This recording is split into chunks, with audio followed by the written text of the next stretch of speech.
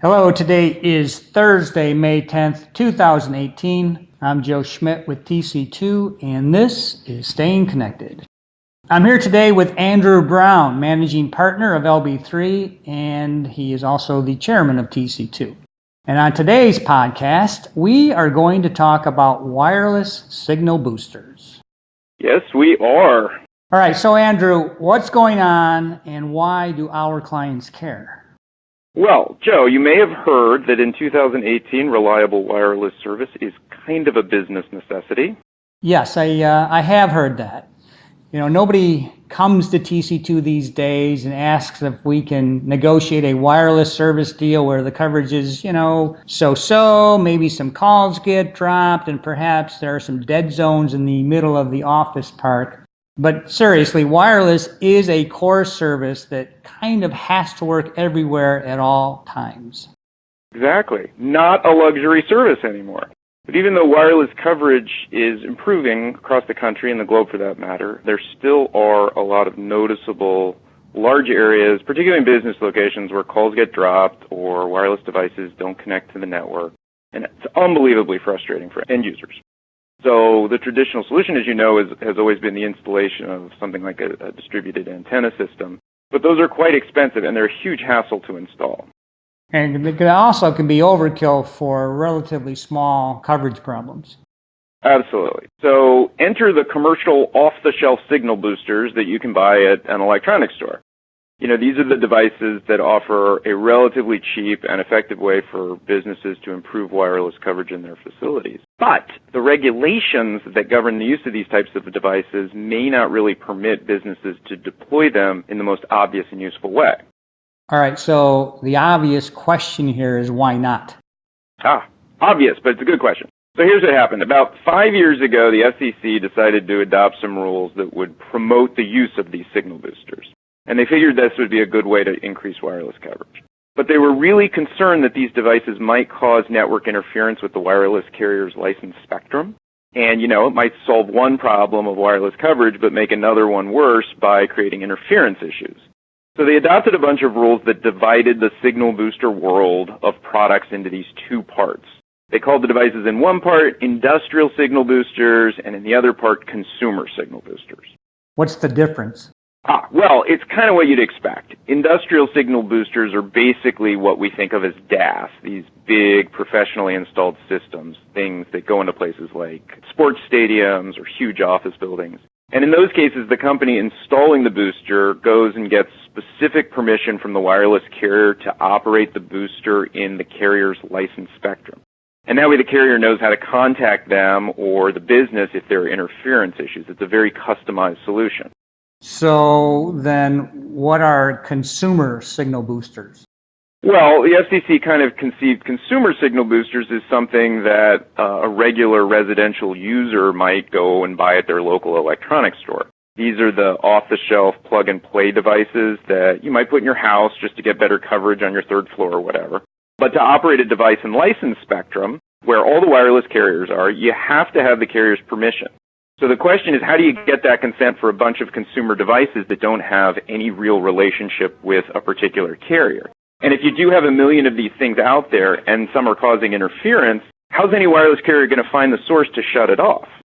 So how they deal with that? Well, so the FCC adopts a bunch of rules that require these devices to first meet a minimum technical standard, which was developed with the wireless carriers, and it was designed to eliminate a lot of the risk of interference, something called the Network Protection Standard, or NPS. But the FCC then also requires the consumer to actually register the device. So you pull it out of the box, and you have to go to a carrier's website and give them some info before you can start using it. And that way they can find you if the device causes some problems. But then it turns out the FCC did something that created other problems for businesses. And what was that? Well, so in the rules they adopted, they specify that consumer signal boosters are limited to personal use. What does that mean? Well, it's not exactly clear, and that's what's created a lot of problems for enterprise users. So like I said earlier, it turns out that so-called consumer boosters actually work really well for businesses of all sizes. Schools and libraries and hospitals, all kinds of places. For example, we have a client that wants to deploy a lot of these boosters in a very large single building location of theirs to basically improve coverage where its carrier won't put in another tower, and it doesn't want or need to spend the money on a big DAS system because a bunch of consumer signal boosters would work just fine. So they'd be using it for business use, which is not personal, and therefore that's against the rules?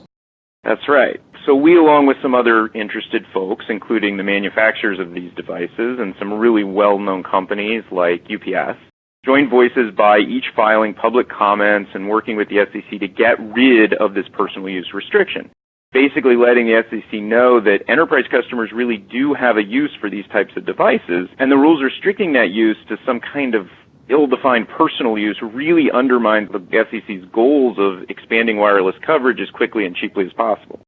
So what's the situation now? Well, it's slowly improving. Remember, the FCC is very cautious about doing anything that might increase the likelihood of anything that's going to cause interference.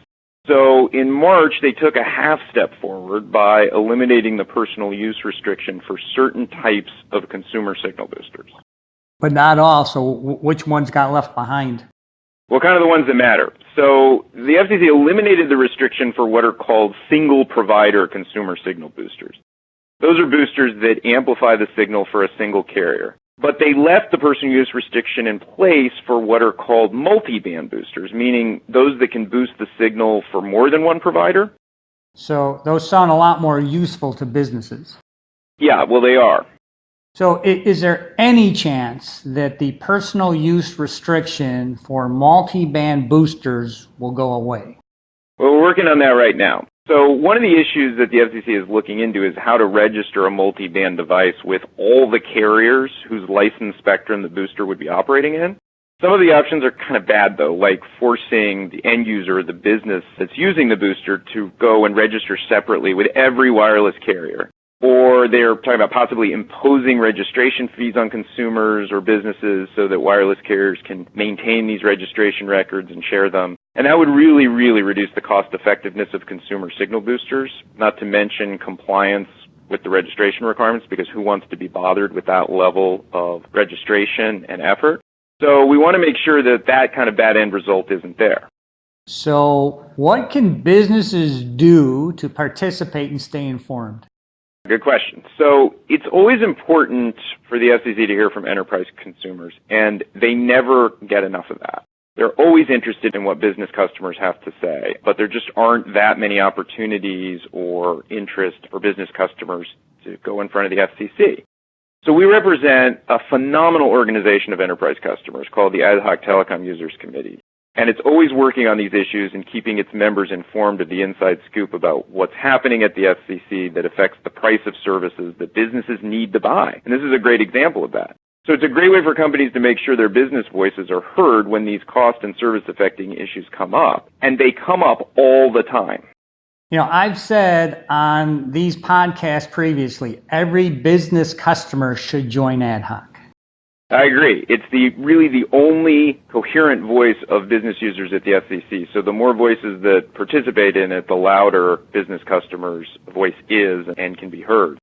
All right. Well, that was really informative and interesting. And I want to thank you, Andrew, for sharing all that really good information. And if you, the listening audience, have any questions for Andrew, feel free to email him at abrown@lb3law.com. And you can stay current on this topic, on other mobile service developments, and much more by checking out our websites at techcaliber.com and lb3law.com, and by following us on LinkedIn. Hey, Andrew, before I let you go, you're jetting off to London next week for a TC2 and LB3 conference in the UK, aren't you? Indeed I am. So LB3 and TC2 are hosting a conference on the afternoon of May 15th in London next week. We're going to be covering the hot topics in network and infrastructure deals for enterprise customers. Totally free to attend, so if companies have any of their folks in London that want to join us for the afternoon, let us know soon. All right, there's a lot more information on our websites and at the link that came with this podcast email announcement if you're on our mailing list. All right, that's all for this podcast. Stay tuned for more Staying Connected podcasts that will be coming your way soon.